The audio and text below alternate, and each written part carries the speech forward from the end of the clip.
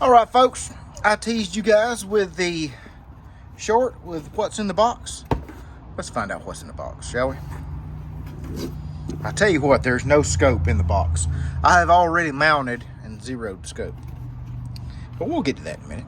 Got you a thank you and a warranty from Nightforce. And let's see, let's dig in there. These little rubber flip caps were they were on the scope. I took them off. I'll replace them with some good Tenebrex covers or something like that. Probably already know what it is now, but looking at those. It was a nx8 1:8. And I know what you're saying. Why on earth would you buy a 1:8 when you already have the two Vortex 1:10s? And why would you get the nx8 when you get the ATACR? Well, there's a method to the madness. There's a reason why. And I'll get into that in a minute. But first, let's see what comes in the box. This is a little lens cleaning little cloth that's, fixed to this. Let's open it up. Let's see. I love these little things. There you go. It's a little lens cleaning wipe. I keep one of these on a plate carrier on I shoot a rifle right-handed, so I keep this on my left side because, in summertime you sweating and stuff. Clean off your optic with it. Keep one in my bag I take to work because I wear reading glasses sometimes. So these are always nice to have. And the instructions, what's cool is this is for all the nx8 scopes, 1:8s, 2.5 to 10s, and the 4x32s. So one book for all of them. And then got a Nightforce tool. This is a little fasteners for all the, it's a wrench for all the little fasteners on your scope. So you can take out your little power throw lever and reset your turrets if that's what you want. With that, that's cool to include that. That way you ain't gotta dig through a bunch of bits just to realize you don't have the size you need and then have to run to Lowe's. Chances are they don't have it. You have to go to Ace Hardware. I always find Ace Hardware is the much better choice. Wish we had one close to us. And then I have not opened this. I haven't even looked inside to see what kind of swag. Everybody loves stickers. I certainly do. I love stickers. I'm going to go ahead and jinx us. The dog hasn't started barking yet, but he will, I'm sure. That and people will start texting me in the middle of filming this. Oh, cool. Now, I have not seen that kind of sticker before. That is neat. And it's green. My favorite. I certainly love me some green. What's that? Cool little decal. With some thick feeling stickers in here through the plastic. Oh, here's a thick one. Let's see what we got. Wow, that's cool. That is a thick, and that's thick with 2 C's right there. That's cool. Almost rubbery feeling. That's neat. Dang, they really loaded up the stickers. Got a little decal. Put that on there we go. Put that on something if you're into it. These will usually go on my, like tumblers or on my shop fridge or my big toolbox.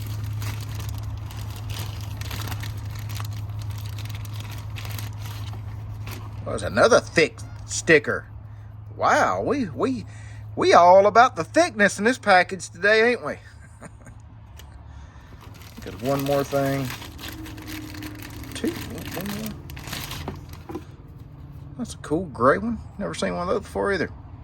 Man, we hit the sticker lottery. All right, that's it. And inside this envelope was the power throw lever, and I already put that on. All right, that was what's in the box. And now let's get to the scope. All right, here you go. There's the scope. There's this for all the people on the internet that get freaked out by this. The gun's unloaded and there's nothing in the magazine. Here's the scope. That's why I got that scope. Look how small SMOL maybe, small that is. It is super light. The thing only weighs like 17 ounces. Now, I wish I would have weighed it before I mounted it, because I had an aim point comp 5 and a aim point magnifier, both in Unity mounts, on it before. I wish I weighed it. I didn't, but it feels exactly the same. Super light, super handy. This is not a heavy barrel gun. It's not a lightweight barrel, but it's a good medium contour barrel. The gun's lightweight. It's 14.5 pin and welded, and I think this particular nightforce scope really goes good with the type of roll this rifle I had in mind for this rifle. It's pretty much of like a do-all anything. I can turn it down to 1, use it as a dot. I can crank it up to 8 and have some magnification and reach out at distance. I could coyote hunt with this. I could the hog hunt with it. Everything would be good. It was not an issue acquiring the reticle, it lit or unlit.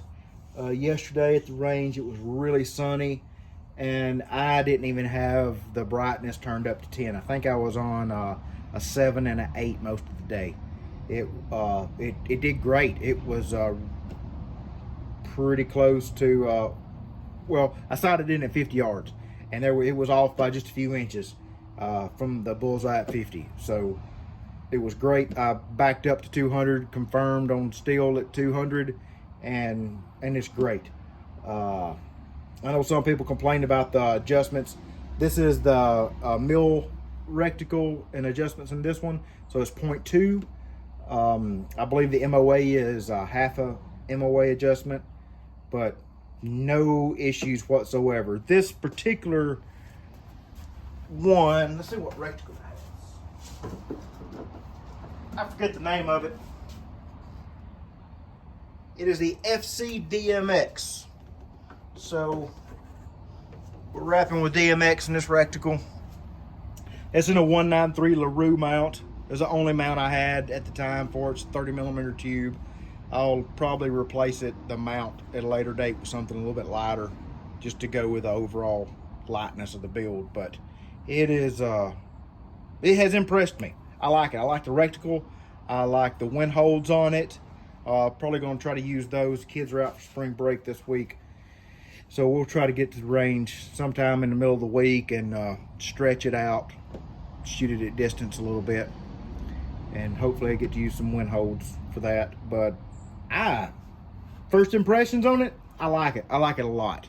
There is a little bit of fisheye along the edge of the glass, but that's to be expected.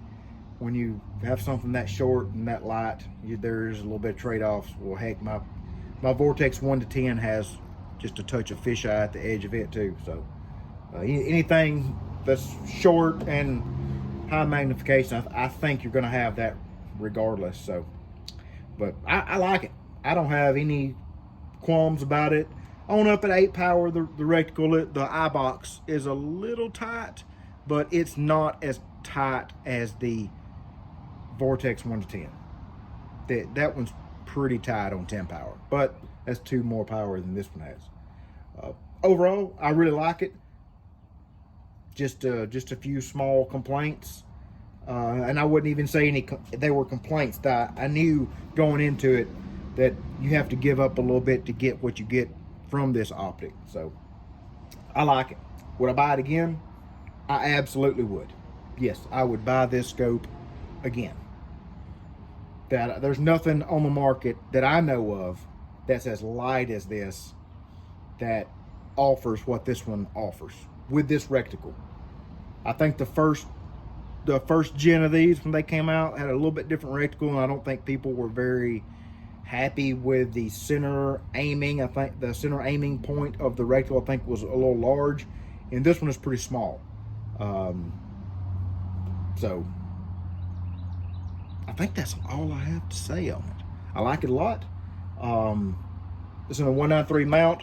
I like my optics a little bit higher than most people. I've got an old neck injury from the Marines, and if I'm turtled up behind an optic on a rifle, I tend to get a weird pain in my neck. So I like a little bit higher of an optic mount. And 1 power is good, 8 power is good, everything in between it's good. I haven't ran into any issues. I have maybe a couple hundred rounds through it at this point. Like, I only shot yesterday with it. Yesterday I zeroed it and shot a little bit, did some drills with it. It shot really flat. This is a really flat shooting gun. It is not as flat as my Sons of Liberty 13.7 with an A5 recoil system on it. It's not as flat as it, but it is pretty dang close. I'll try to dub in here or add some footage of me shooting it yesterday somewhere in this at the end of this video, but I can't think of anything else to add to it other than, if you get one of these, I hope you like it as much as I like this one, because I really like this one. I compared it to a Vortex Viper 1-6 that I had laying around. Matter of fact, I got it over here. Let me just show you the size difference.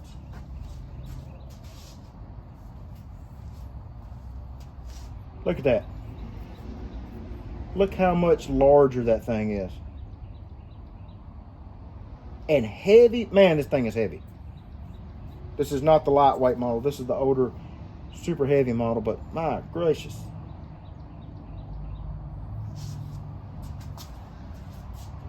That scope is not much bigger than the actual upper receiver, if you look at it. One other thing I want to add to it. These little things here are LaRue index clips. They used to come free. If you ordered anything from them that was part of the free stuff you used to get Dillo Dust for free. I don't think they're doing that anymore. I don't think hardly anybody's sending free stuff. You get the stickers, but that's it.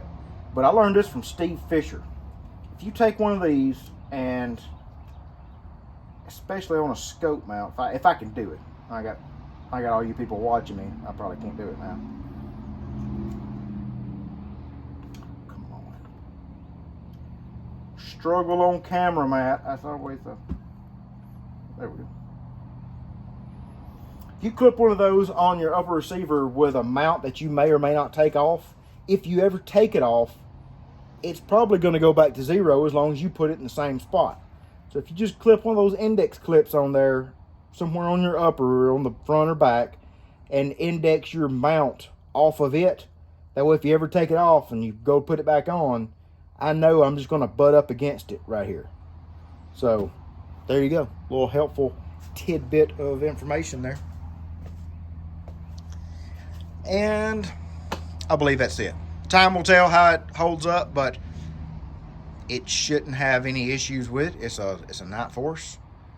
I hope for as much money as it costs, it will serve me for a very long time. And if anybody has any questions, please leave them in the comments below. Please check us out on Instagram at Official Scout the Dog. We post a lot of behind the scenes stuff.